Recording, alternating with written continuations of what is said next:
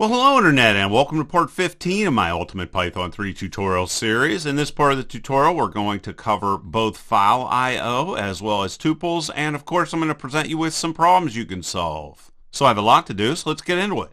Alright, so I'm just going to jump directly into the code. If you want to be able to work with the file system, you have to import the OS module.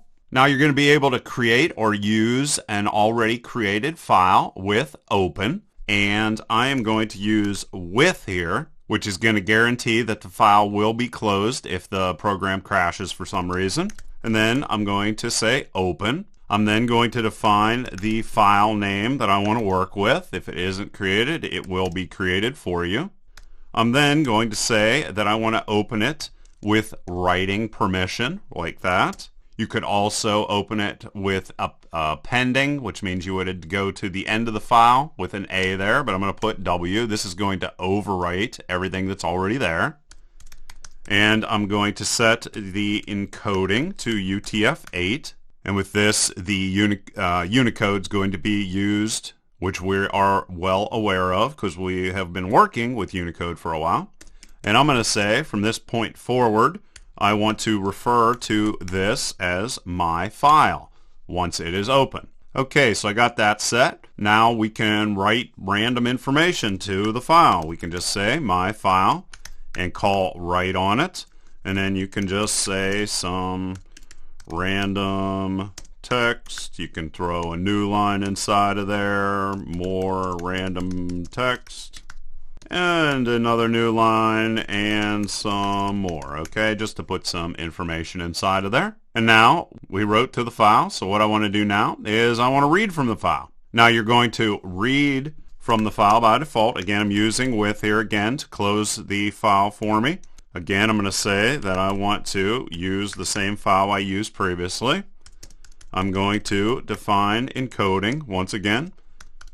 UTF-8, and again I'm not putting a mode in here because by default it defaults to reading. Now we're going to be able to read data in a few different ways. We're going to be able to use the read command, which we're going to see here, and that's going to read everything into one string. We're going to be able to use read line, which is going to read everything including the first new line, and then our other option is read lines, which is going to return a list of every line which includes each new line. But I'm going to use read here just to get everything all at one time. And I'm going to print it also. So I'm going to say my file read, or I guess underscore here. There we go. And after you do that, if you want to double check if the file has been closed, you can say my file closed. And it will tell you if the file was closed. Then we can run it. And you're going to see, whoops, got an error here. Let's go and change this to my file. Oop, and I got an error because I forgot to put here as my file. Okay, got that set. Run it again. And there you can see, it wrote to the file and it read out of it. And yes, indeed, with did close the file after I was done with it. All right, so good stuff. Now you're also going to be able to get the file name that you were working with by saying print and my file followed with name. Let's go get a couple more things. You can get the access mode for the file, so we can say print my file mode. You can go and rename your file just by going OS and rename. So say that you want to rename my data text to my data to text. You can do that. You could also delete the file altogether. So remove my data text. You can also come in here and change directories and such. So let's say you wanted to create a new directory. You go OS, make directory, and my directory. You can then change to that directory by saying OS change directory, and then change to the newly created directory you just created. We can then verify that we actually did change to that directory by saying current directory and get it, and then go os dot get c WD. And then finally we could also remove a directory by changing back to that directory and then removing it. But of course, be very careful whenever you're doing all this that you don't mess up your file system. Just wanted to show you, whoops, it's remove directory like that. I'm not going to remove these two things, but I'm going to do everything else. Oop, got an error because I forgot that I renamed it, so let's change it to 2. And there you can see I am showing my current directory that I am in, and you just have to trust me on everything else that worked by looking at your own file system. Alright, so cool stuff. And now what I'm going to do is show you how you can read one line at a time with readline. So I'm going to go and get rid of all this stuff except for right here. So everything else is going to stay the same. And I'm going to say with open, and I want to open up my data to text file. Going to define encoding once again as UTF-8 as my file. I'm going to say line number is equal to 1. And now what we're going to do is use a while loop that's going to loop until the data that you're trying to read in is empty. So I'm going to say while true, get a line. I'm going to say my file. And here we're going to use read line instead. And I'm going to say if not line, which is going to come back as true if the line is empty. In that situation, I'm going to break out of looping.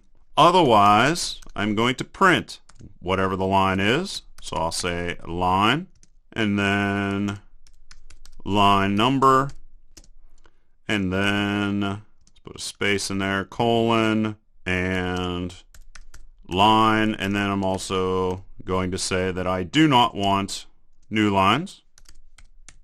And then after I do that, whoops, let's get rid of this extra n that got in there somehow. And then I'm going to increment the line number plus equal to 1. And if I run it, you're going to see that it cycles through all of those different lines that I had here and outputs all of that information. All right, so good stuff. And now I want to take everything that you just learned and I want you to go and try to solve another problem. Now we're going to keep import OS. And what I want you to do to solve this problem is I want you to cycle through each line of text and output the number of words and the average word length. And here is your sample output. It's going to look exactly like that. So you can pause your video right now, or I'm going to go and create the whole thing right now. Alright, so we already imported OS. So I'm going to say with open. I'm going to be using my data 2 again. And I'm going to say encoding is equal to, guess what, UTF-8 as my file. Then, it's very similar to the last example I gave you. Line number, now let's keep it like this. I am then going to create a while loop, just like I did before, to cycle through until we get a value, until we get a line that's empty. I'm going to read the first line of text, and I'm going to do that by saying my file read line. I'm going to check if there is a line by saying if line, or if not line I mean. And if there's nothing there, I'm going to say break. I want to leave.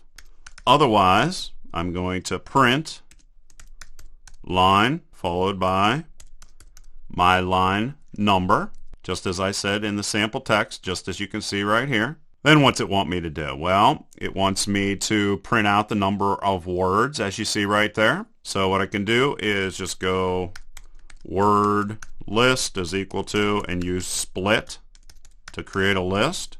See, we're using a lot of things we've used before. Now I can say print number of words, and then just go len on my word list to get the number of words that are in there.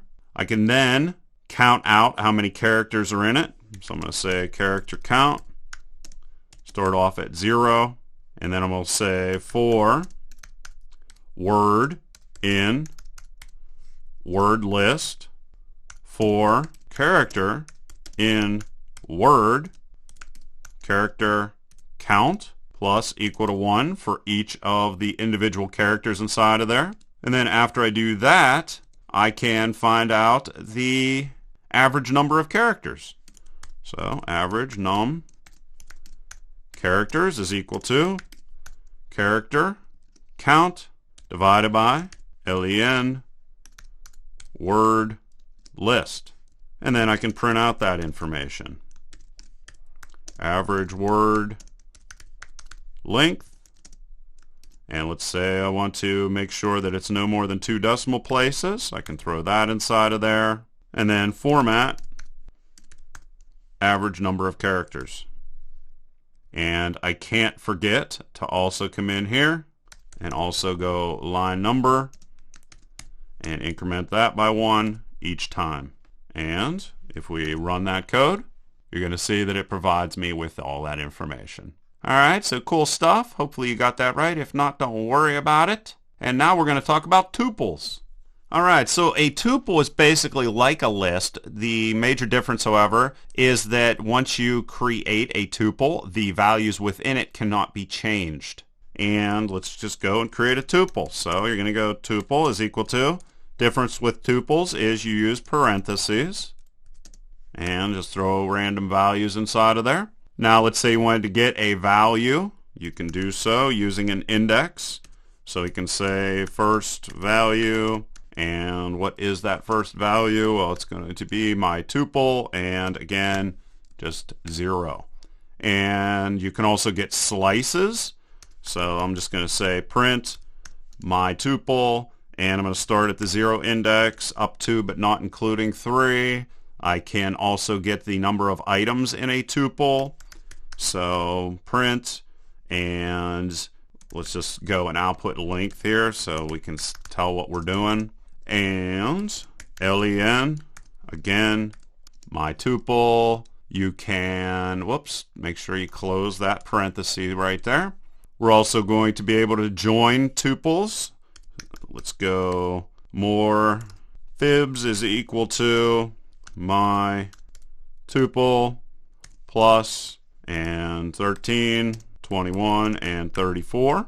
We can check if a value is inside a tuple or not. So we could do 34 in tuple just by saying 34 in more fibs. What else can we do? We can iterate through a tuple, of course. I in more fibs and print, and we can convert a list into a tuple. So we can go and create a list. So let's say something like 55 and 89 and 144. And how we would convert it is like that, and just say tuple a list. And what else can we do? We can convert a tuple into a list by going a list is equal to list and a tuple. We can get the maximum and minimum values. And yes, I'm going to show you the output for all this by saying, well, this would be, max a tuple, and then the same type of thing for min. Change this to min, change this to min, and I think that's about it. Let's run it, and there you can see all of our output.